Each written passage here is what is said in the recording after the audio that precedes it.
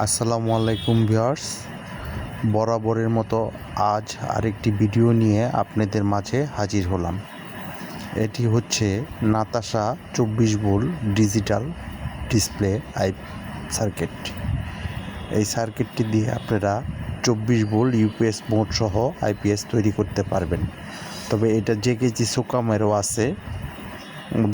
আমরা নিজেরা তৈরি করলে অনেকটা খরচ কম পড়বে, যেহেতু এটা 3200 থেকে 3300 টাকা বাজারে বিক্রি করে। সেক্ষেত্রে আমরা যদি নিজেরা তৈরি করি তো অনেকটা খরচ কমে আসবে এবং প্রায় সেম জিনিসই ওইটাও ইন্ডিয়ান পিসিবি আপনারা তৈরি করতে পারেন। চপার সিস্টেম চার্জিংটা করছে, ওটাও খুব ভালো কাজ করে। আমরা 24 ভোল্ট যদি কেউ স্কোয়ারে পাইপ চায় সেক্ষেত্রে আমরা সুকামটা দিয়ে করি এবং নিজেরা তৈরি করি, কারণ আমরাও পার্টসের মানগুলো 100% ভালো দিয়ে থাকি এবং ডিজিটাল ডিসপ্লে হয়। সেক্ষেত্রে খুব ভালোই হয়, এটার মতোই হয়, অনেক ভালোই হয়, অনেক ভালো হয়।